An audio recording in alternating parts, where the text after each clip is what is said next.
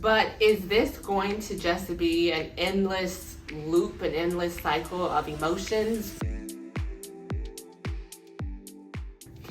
Hey Sunflowers, so I've been in a season where I've been trying to establish some goals for myself, and I just recently went to the store and found this journal which says God, Goals, Growing and Glowing, which it was truly love at first sight. It was just literally glowing, like, so I was just like, yep, that's it, that's the one, and have been, trying to work through those. This is made by Thomas & Coco, and I believe they have a lot of other cute items as well, so feel free to go and check them out. But this isn't going to be a video about setting goals or how to set goals. So I'm not necessarily going to give you a whole list of the things that I'm trying to do right now in this moment. But this process for me made me think about how challenging it is to set goals while experiencing a chronic illness. So that's what I wanted to talk about today. What makes it difficult? What makes it stressful? What are some of the hurdles that we all have to go through and to think about? So don't get me wrong, setting goals in itself is always challenging, whether you have a chronic illness or not. Anytime you set out to do something, and the dedication and the consistency that it takes to achieve any type of goal is always hard work.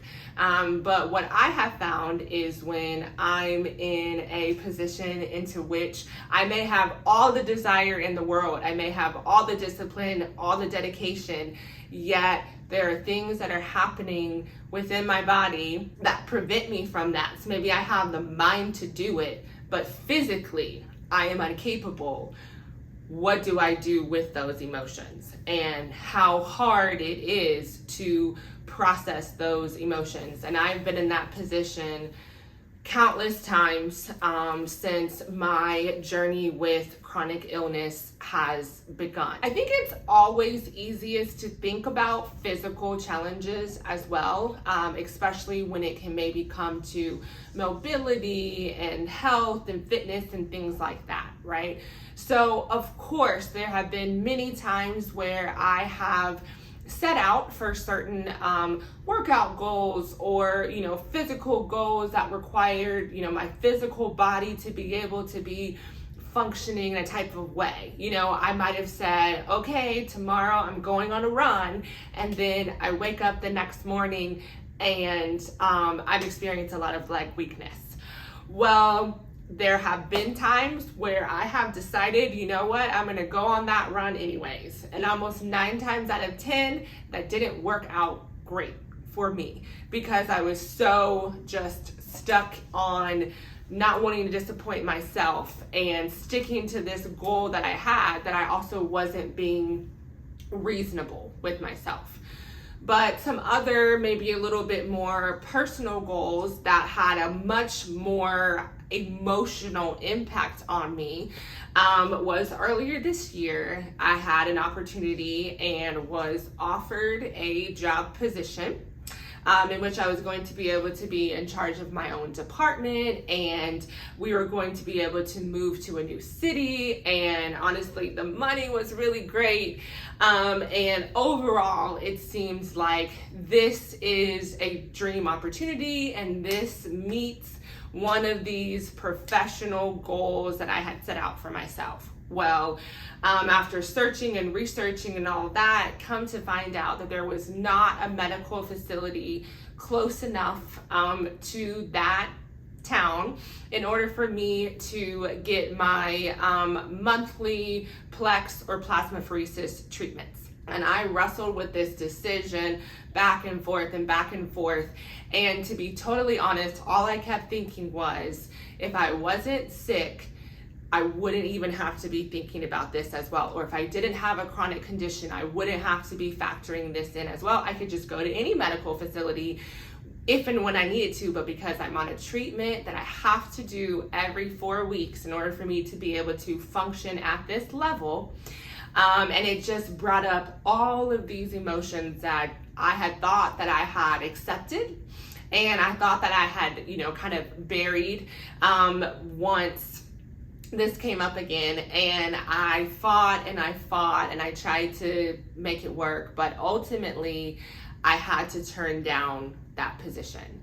And to be totally honest, it broke me. Like, my heart hurt as if I was in a relationship that had ended, even though I had never worked one day at that job.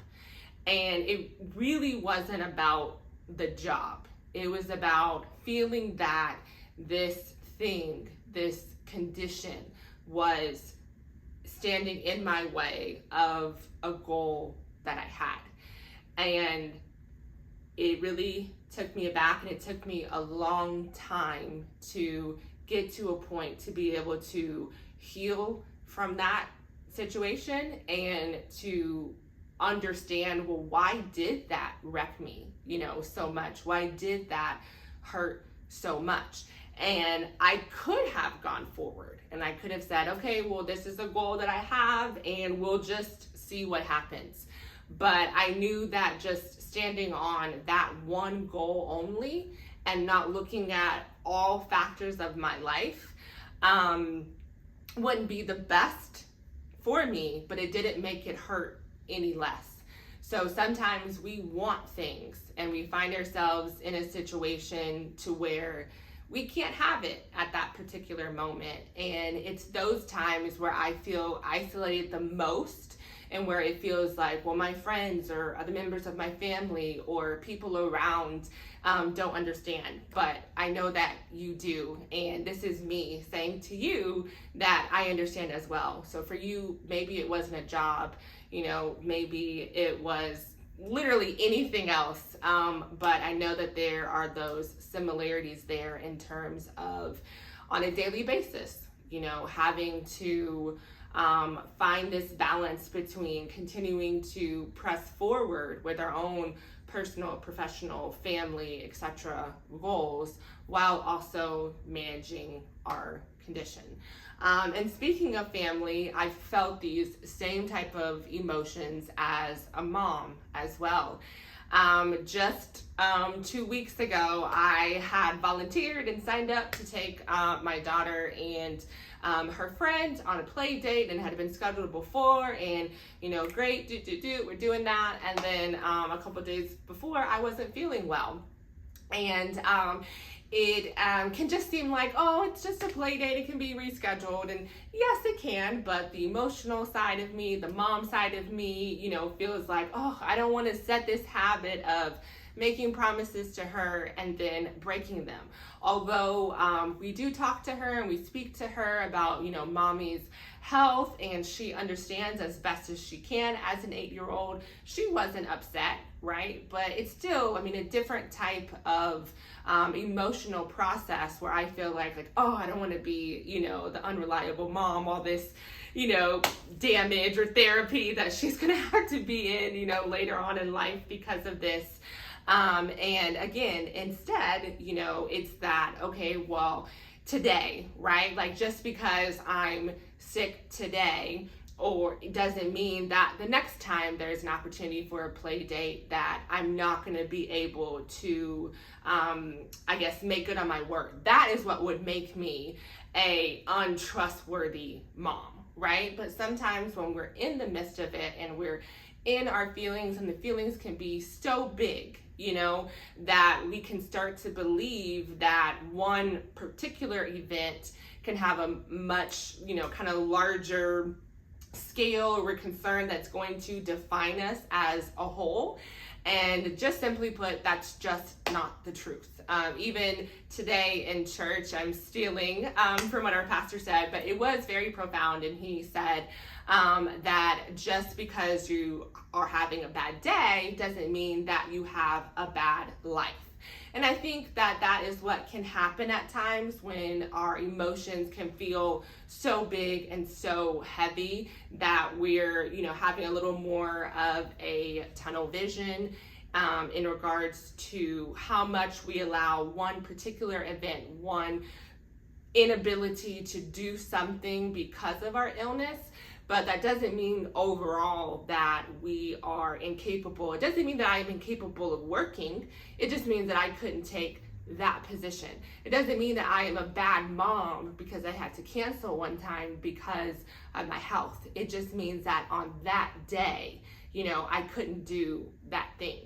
But if I say so myself, on other days, I'm a pretty good mom. So I've been just trying to take that approach, and it's not easy. But is this going to just be an endless loop, an endless cycle of emotions where it's like, all right, I feel energized, I can do this, and then there's a flare up or there's this unexpected health related thing that happens, and then now I'm stuck, in a puddle of my tears and feelings, trying to pick myself back up again. And what I would say to that is no. What I've learned along the way is don't let up. If there are things that you care about, that are important to you, places that you want to be, people you want to see, things you want to do, go for those things. Keep trying, right? Maybe it didn't happen this week. That doesn't mean that it won't happen next week or the next week, right? Every day is not going to be a bad day. And I think that's the biggest thing that we're learning through this cycle of chronic illness, right? Chronic is okay, never ending, but you have breaks. I believe that we all experience breaks, seasons where it can even feel, so great that we can forget a little bit about those bad days, which is awesome. And I hope that you have many more of those days where you feel so great that you can forget about those bad days. But not just forgetting about those bad days, you and I also have to forget about who we were before. Not the things that we care about, not what we stand for, our morals and things like that. But we can't be comparing ourselves today with the health challenges that we experience today to, maybe before we were diagnosed. She and I are no longer experiencing the same things.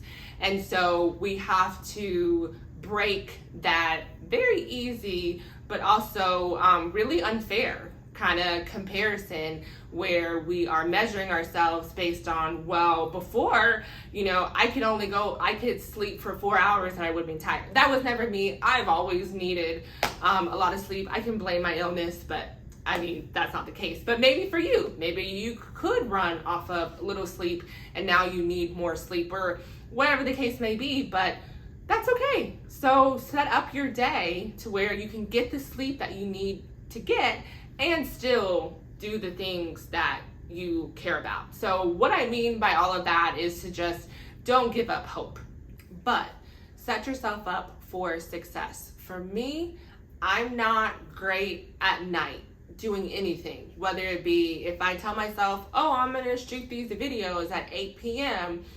Realistically, that's not going to happen because that's not the best time of the day for me to work. But then if the next morning I didn't do it and then I wake up and I'm down on myself, you keep saying you're going to do these things, but you have no follow through, that would be unfair to myself because out front I didn't, pick the proper time that will be best for me. So whatever that is for you, people use the term listen to your body, and I'm not saying that it's wrong, but that's not my favorite phrase, to be totally honest. I just feel know what works for you. Make your adjustments as needed and, go from there. All in all, I would just like to say, just because you have a chronic illness, just because I have a chronic illness, that doesn't mean that we are supposed to dream any less. It doesn't mean that our goals are any smaller than anybody else's. Dare I say, keep dream even bigger. Now that this is a part of your story, because now that it is a part of your story, it has the ability to inspire and be a part of someone else's story. So I can't wait to hear from you all and to one day get to know you even better.